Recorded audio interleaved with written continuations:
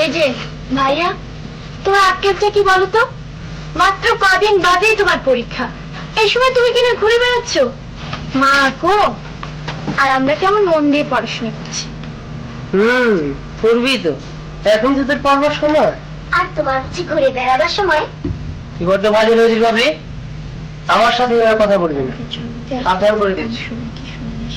বাড়ি খারাপ কি বললাম? আজ বাদে কাল পরীক্ষা, আর তুমি কিনা তারা খারাপ ছেলেদের সাথে ঘুরে বেড়াও। খারাপ ছিল নাকি? বড্ড বার বেড়েছে।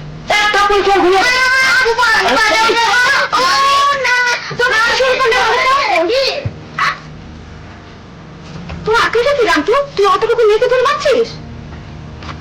সারাদিন বাইরে ঘুরে এসে এখন ঘরের মধ্যে জ্বালাতন শুরু করেছিস।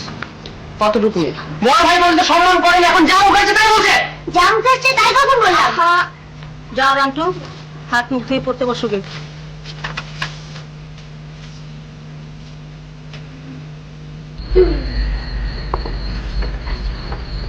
ওদিকটা বুঝ মারি। শেফালি ভাবলি এদিকে আমরা মশারি মরতো, দেখতে পাচ্ছেন আমরা মশারির মধ্যে বসে আছি। বের হলেই তো মশা ঢুকে, তুমি এসে শুনে জানো কি কথা হচ্ছে বলে যাও। মশারির মধ্যে বসে পড়া তাও ঘুমিয়েছ?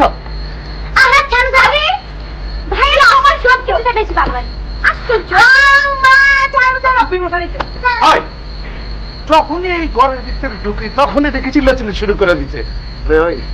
বাপটা যে ওই ঘরে অসুখ হয়ে পড়ে রয়েছে, ওইদিকে খেয়াল নাই। আসলে কি তখন দিলের ভিতরে রহম নাকি?